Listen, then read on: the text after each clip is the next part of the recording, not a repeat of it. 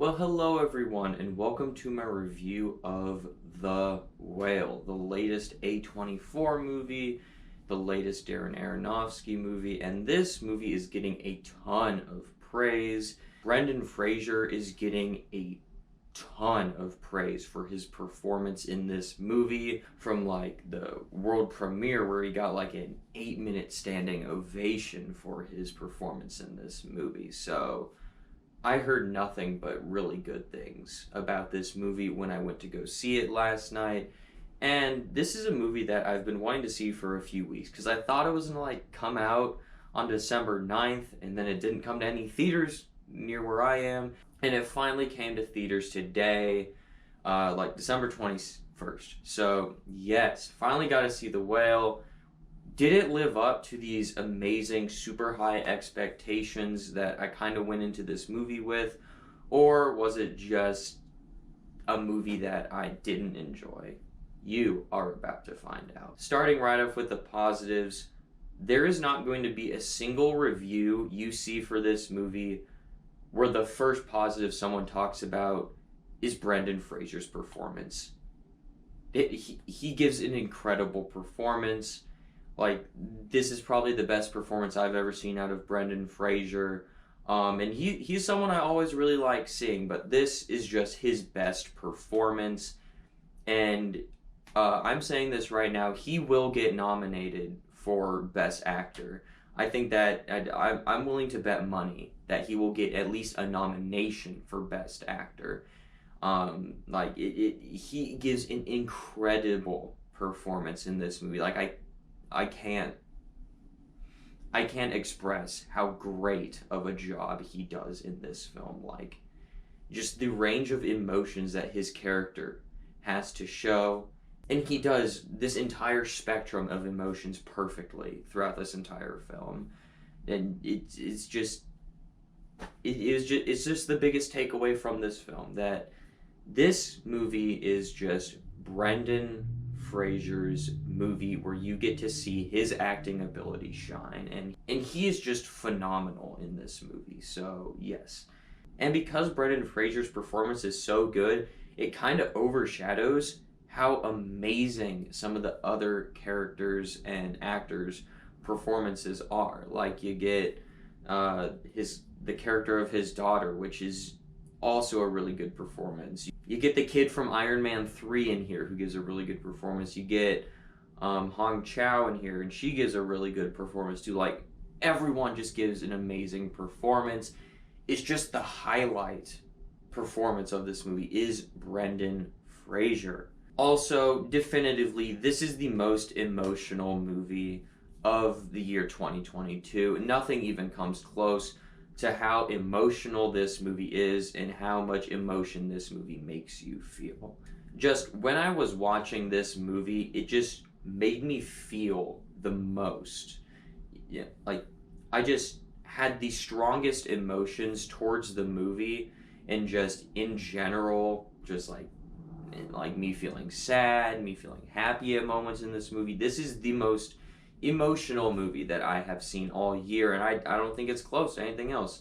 It's just the way the film is crafted is designed to draw out these emotions from you, and I think it does that brilliantly. So it is an extremely emotional film. And then my final positive for the movie is that it plays like a play, this movie, which, yeah, it's kind of a given because this is based off of a play, but hey, I didn't realize that until after I saw the movie, and so I already had this thought in my head before I learned that. So I'm putting it in the positives because I like when movies do that. You know, like one of my favorite movies of all time, The Hateful Eight, very much feels like it could be a play. I just like these stories that are like a bottleneck story, a singular location, not a whole lot of characters, and you just get to spend time with all these characters and learn about these characters, and you just get to develop all these characters. I just like movies that do that, and so yeah, it's just something that I like in movies. So naturally, it's just a type of movie that I like. And now let's move on to my mixed aspect of the film, and I only have one thing here today, and that is going to be the comedy in this film. Now, I wasn't expecting this movie to be as funny as it was, but there was a lot of really funny moments in this film that had me laughing out loud alongside my entire audience I was with last night when I saw this.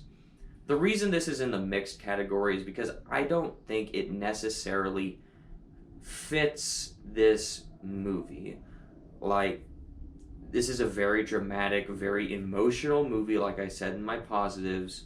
I don't think the comedy fits that. I just wish they had just gone full drama, not trying to have all these really funny comedic moments in the movie, and just be a full-on emotional drama. But I think the comedy they inserted was really good and really funny. So I don't know if that's something they inserted from the movie. I don't know if that's something that was adapted directly from the play. But it did slightly bother me that there was this much comedy in such a serious, emotional film. So that's why it's in the mix, because I thought the comedy was funny, I just thought it was misplaced. And now let's move on to my negatives, and I have one kind of small nitpick, and then I have a fairly sizable negative. So we'll start off with this nitpick. The nitpick is the ending shot of the movie, and I mean literally the ending shot of the movie, like the last thing you see of the movie. I didn't like it. I know that is an extreme nitpick, but it bothered me, that last shot of the movie. It really did. Because it's like the last shot, the credits start rolling, you're like, oh, it's over. That's how you're going to end the movie. It just bothered me. I understand why it happened. It makes thematic sense with the film, but I just didn't like it. I'll just be 100% honest. I just didn't like the ending shot. Even though I understood it, I didn't like it. So there's my extreme nitpick. And then my other sizable negative, this movie is extremely tough to watch. Just because of how emotional it is, and just the drama side of the movie and in the serious side of the movie. Like, yeah, there's the comedic elements I talked about in my mix, but this movie's just very tough to watch because of like how depressing it is. Like, this movie is extremely depressing, and it's not a movie I'm going to ever see myself revisiting, besides the fact of Brendan Fraser's awesome performance, just because of how sad and depressing this movie is. Like, it's a very good movie, don't get me wrong, but it's just so tough to watch it, because there's just times where you literally feel depressed about what's happening on screen. So it's